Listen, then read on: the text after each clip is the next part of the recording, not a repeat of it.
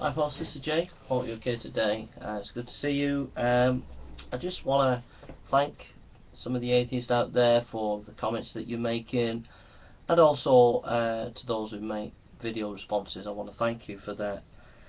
One atheist today complained and said, "Jay, why don't you talk to us more under your videos?" And well, one of the reasons is it's not my gift. I like to make videos, and that's my best way of responding to you.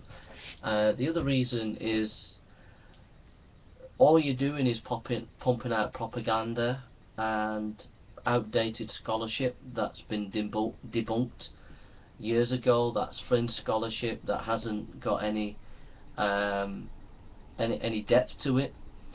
That's why I don't respond to a lot of comments, because you're just rehashing stuff that you get from the Thinking Atheist or something like that, and it's not really thoughtful stuff that you're saying.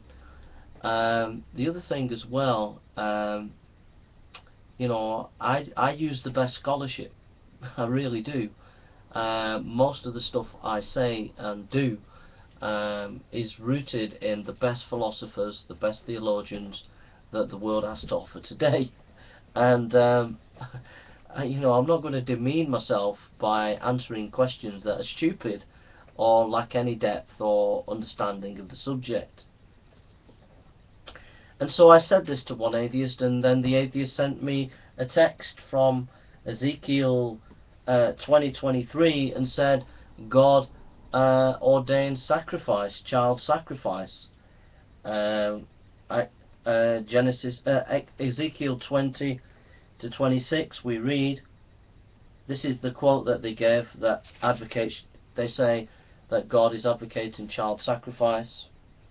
It says, "And keep my Sabbath days holy, for they are a sign to remind you that I am the Lord. But their children too rebelled against me. They refused to keep my decrees and follow my regulations, even though obedience would have given them life, and they also violated my Sabbath days. So again I threatened to pour out my fury on them in the wilderness. Nevertheless, I withdrew my judgment against them to protect the honor of my name before the nations that had seen my power in bringing them out of Egypt. But I took a solemn oath against them in the wilderness. I swore I would scatter them among all the nations, because they did not obey my regulations. They scorned my decrees, and by violating my Sabbath days, longing for idols of their ancestors, I gave them over to worthless decrees and regulations that would not lead to life. I let them pollute themselves with the very gifts I had given them, and I allowed them to give their firstborn children as offerings for their gods, so I might devastate them and remind them that I alone am God." So the atheist who said, "Jay, why don't you talk to us?" And I told the atheist, I said, "Look, you're giving me second-rate scholarship that's been debunked. You're pumping out fringe scholarship that has no intellectual grounds in the academy, or theologians don't even advocate or think about in terms of academic theologians and academic scholars in the New Testament and Old Testament. And really, you're wasting my time unless you do some reading and you come with some serious questions, rather than this silly atheist propaganda that you keep pumping out. You're wasting my time." So this atheist then, in response to that, turns around and gives me this text. Now, within 5 minutes of reading the chapter, just reading the chapter 20 of Ezekiel, you get the context. There's two contexts here. If we turn to verse 30, it says, "Therefore, give the people of Israel this message from the sovereign Lord. Do you plan to pollute yourselves just as your ancestors did? Do you intend to keep prostitution by worshipping vile images? For when you offer gifts to them and give your little children to be burned as sacrifices, you continue to pollute yourselves with idols to this day. Should I allow you to ask for a message from me, O people of Israel, as surely as I live, says the sovereign Lord, I will tell you nothing."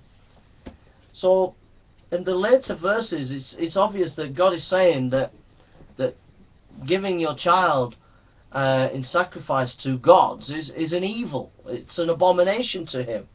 So what is God saying in the earlier verses? Well, in the earlier verses, what it's saying, what God is saying is he's handing you over to your sin, so for your judgment. You know, it's like say a drug addict, and you warn the drug addict. You say, look, if you keep going on drugs and you keep stealing, then I can't help you, because in the end you're going to come unstuck. I can't keep helping you and financing you and providing for you, because you're stealing money and you're doing things wrong, and it's not doing you good, and you end up going to damage other people. But the drug addict says, no, I want to go my own way. So in the end, you say, okay, if that's the way you want to do it, go. Then the drug addict, they take some drugs, they steal from someone, they steal drugs from other drug dealers. They're riding in a car, and another car comes along, and then someone in that other car has got a machine gun, shoots them. I know someone that this happened to, shoots them, and bullets fly over. The drug addict gets killed, and the car goes off the road, and in that car was the drug addict's family, and the car crashes and the family get hurt. The family die in the car crash, as well as the drug addict. Now,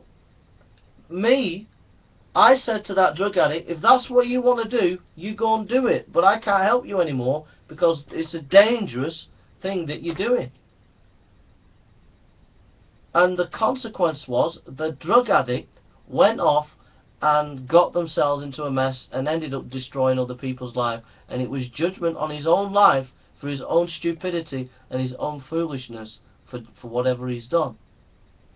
And God lets you do that. If you keep committing adultery, you keep sleeping with another woman or another man behind your husband's back, and you think you're getting away with it, you won't get away with it.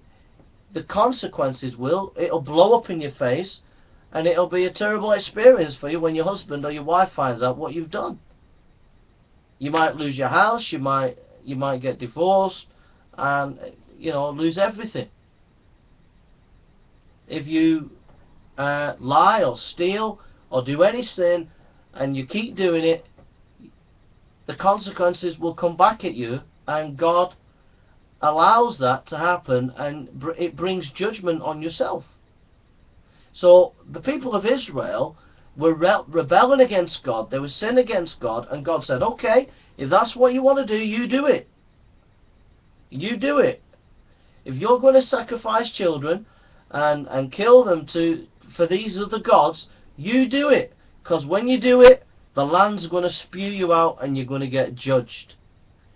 Because they wanted to go their wicked ways. They wanted to do their evil ways. For God, it was an abomination to kill children. It was wicked. It was vile. In the sense of the child sacrifices and the things that they were doing. And God was saying, if you do that, it's an abomination, and I'll bring judgment on you by allowing you to continue to do it, which will make even more guilt for you. Right? So that is the context.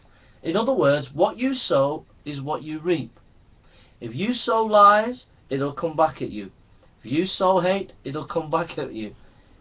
If you kill innocent people, it'll come back at you. If you rape, it'll come back at you.